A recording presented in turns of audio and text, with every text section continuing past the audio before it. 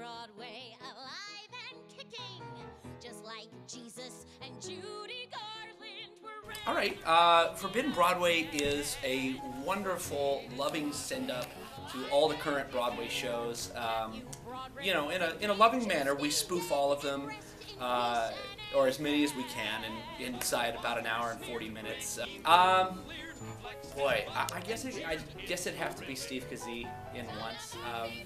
And I actually met him. I told him I don't rail on him particularly too bad. It's more the character and the style of the show is so angsty and stuff, and I get to play the guitar and just be really, really silly for a little bit.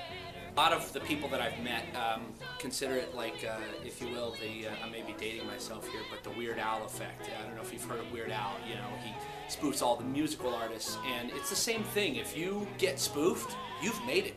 Like, it's a cool thing, you know. Especially people like Audra McDonald, she can take it. She's got like a bazillion Tonys, you know. Steve Kazee just won the Tony, so when I met him, I told him, I was like, I spoof you in the show. He's like, I think it's a great honor, you know? And I was like, absolutely, you have someone playing you in New York, you know, that's pretty cool.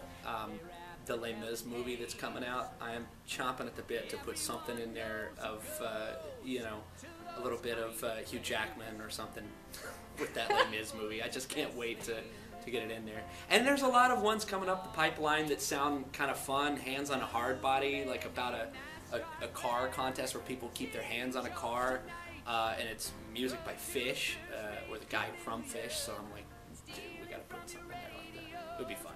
A lot of it was, you know, now with the advent of YouTube and stuff like that, we can do a lot of research on interviews, clips from the Tonys and stuff like that, but some of it's just going out and seeing shows and just being, you know, kind of taking what they give you and magnifying it by 1,000 to get this kind of caricature version of that person, you know. Well, let me put it this way: there is a show that the audience sees, and there is a complete another show backstage that the audience never sees, and it is that exactly. You know, it's a performance within itself to get in and out of those costumes, in and out of the characters.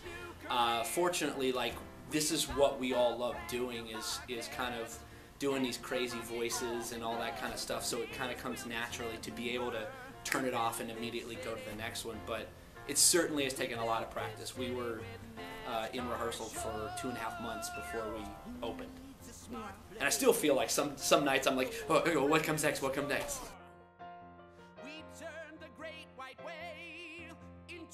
Here we are backstage. This is where all the craziness and magic happens. As you can see, the wall of wigs here, it seems like it never ends. There's just about, I would say, probably 98 to 99% of the time that we're not in the opening or closing, we are not in our own hair. We have a wig on. So what we generally do is take Marcus's station here. He'll take his wigs that he needs in Act 1 and stack them upside down so that when he comes back here, he takes a wig off and then throws one on for the next scene. We also have somebody helping us named Kate, who's back here. She helps us kind of, you know, when it's really, really a tight change. Sometimes we got more time than others. And then if you come over here, you can see the costumes. There's not a whole lot of light back here because we're trying to always, I'm just used to where everything is, so I'll put the light over here. This is my costume set, Angelica Houston costumes included.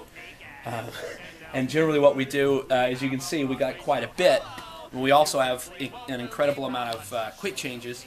So instead of leaving them all up here, what we do is we take them in order, like Newsies being the finale of Act 1, I'll take it off, and from there back, I stack them on my chair so that I can just throw them on, and again, like, head right out on stage.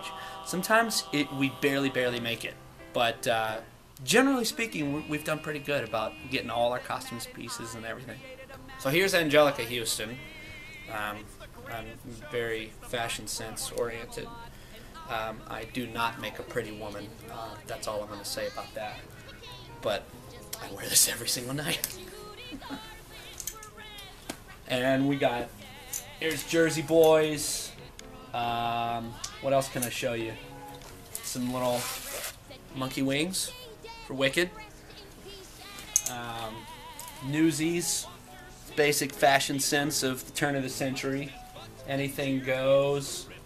And of course the beloved Stacy Jacks wear. And yet Liza quipped, It's terrific. Hey Theater4Teens, it has been a night here at Forbidden Broadway. We got an exclusive interview and a backstage tour from Scott himself. To come see the show, come to the 47th Street Theater on 47th and 8th Avenue. And don't forget the Student Rush tickets day of. And go to Amazon.com and iTunes.com to get your copy of the Forbidden Broadway album just released, the perfect holiday gift. So come on and check it out. See you next time.